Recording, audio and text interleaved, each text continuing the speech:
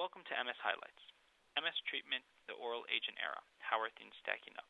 My name is Daniel Ontaneda. I am a staff neurologist at the Mellen Center for Multiple Sclerosis at Cleveland Clinic in Cleveland, Ohio. Today we will be discussing oral agents.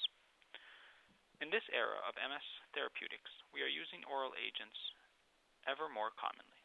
Previously, we had been used to use injectable or infusion agents, and these have been mostly replaced nowadays by the commonplace use of oral agents. Clinicians have data from clinical trials to gauge effectiveness of oral therapies, typically compared against placebo or sometimes other injectable agents, but there is few data comparing oral agents directly head-to-head.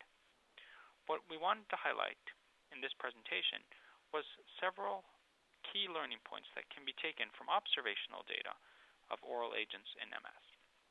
I wanted to start out talking about adherence to oral therapies. And firstly, I wanted to discuss a recent presentation at the Consortium of Multiple Sclerosis Centers annual meeting 2015 by Dion et al. From the Leahy Center.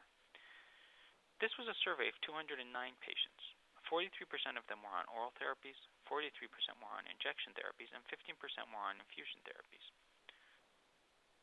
The investigators, through a survey, sought to understand the number of medication that patients were missing in each group. Based on the survey, they found that 50% of patients on oral medications reported missing no doses, compared with 70% of patients on injectables and 93.3% of patients on infusion medications.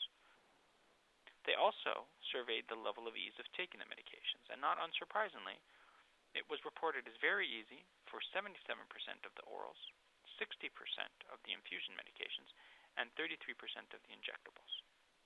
The conclusion we can take from this presentation is that oral medications probably are easier to take, but it also appears that patients report more missed doses with orals than any other medication type.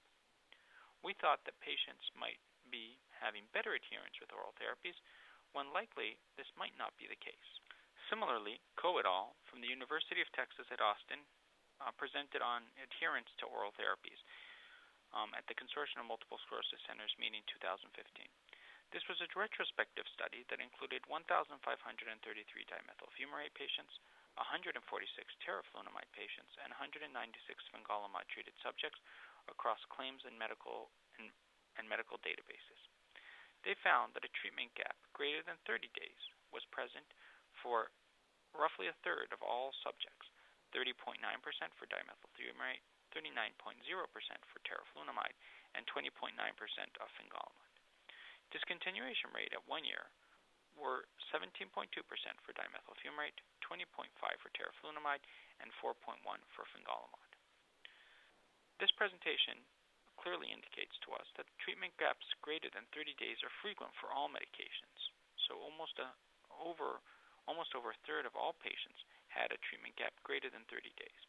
And overall, the discontinuation rate seemed greater for dimethylfumarate and teriflunomide in these data sets. Now let's talk a little bit about transitioning from an infusion medication to an oral agent. This has been studied pretty extensively in regards to fingolimod patients switching from natalizumab, but now increasingly we are seeing studies that have examined switches from dimethylfumarate to natalizumab. In this study by Amjad and colleagues from Georgetown University, also presented at the CMSC meeting 2015, they conducted a retrospective study of 66 subjects switched from natalizumab to dimethylfumarate. They found that 71.2% of patients remained stable after the switch, 28.8% had disease activity after the switch, and a washout less than 8 weeks period did not seem to make a difference to those switched directly against those with similar disease activity. Second presentation by Cohen et al. Reported on a study plan of 500 subjects treated with natalizumab switching to dimethylfumarate in a multi-center study across 50 different centers in the United States. The conclusion that we have is that return of disease activity using oral therapies after natalizumab is frequent, about 1/3 of patients, and this is similar to what has been previously reported with other oral agents. More definitive data will be obtained with the large study planned, which is described in the Cohen et al. Presentation. Finally, let's move to direct comparisons of different disease-modifying therapies.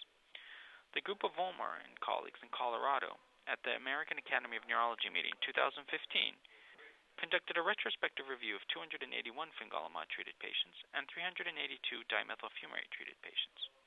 They found that discontinuation at 1 year was similar, with a risk ratio of 0.75 between the two groups. Discontinuation was more likely to adverse effects in dimethylfumarate, and they also found that dimethylfumarate patients typically stop treatment earlier at 3 months compared to fingolimod at approximately 4 months. What this study shows us is that the overall discontinuation rate at 1 year between dimethylfumarate and fingolimod is similar, but it seems that dimethylfumarate patients tend to stop medications sooner than patients treated with fingolimod. And this is similar from observation of other groups, including our own observation at Cleveland Clinic. I also wanted to talk about a direct comparison between medications based on clinical trial data. This was a study that was published in 2014 and is authored by Nixon and colleagues. And basically, this was a study that compared clinical trial data from the 3 oral agents, fingolimod, dimethylfumarate, and teriflunomide, using the phase 3 clinical trials. They looked at an outcome of the probability of NIDA of the different medications compared to placebo. The results found that fingolimod had a higher probability of NIDA compared to dimethylfumarate and teriflunomide. One caveat with this study was that it was model data. It was not real-world data, and therefore it has to be taken with a little bit of caution. Several groups, including our own, are comparing real-world efficacy between different agents at 12 and 24 months. The overall conclusion from this study is that comparative effectiveness between oral therapies is still not known. We know that direct head-to-head clinical trials are unlikely to occur between oral agents, and that several large data registries will be comparing medications using real-world data. The overall conclusions for this presentation is that 1. Adherence to oral medications is not optimal in many cases with high discontinuation rates and high proportions of patients off medication for significant long periods of time. This may have an effect on the overall efficacy of the medication in clinical practice, and this should be taken into account when making patient decisions of which therapies to pick. Second, it is clear that switching patients from natalizumab to oral therapies can result in stable disease activity in a proportion of patients, but there is also a sizable proportion of patients who will have disease activity when switching from infusion medication such as natalizumab to an oral medication. Several ongoing studies are going to look at the direct relationship of discontinuation in a standardized fashion. And finally, in relation to direct comparisons, several groups will be publishing efficacy data directly comparing the 3 oral agents, and what we know to date is that discontinuation rate, at least at 1 year, appears to be similar between all 3 agents.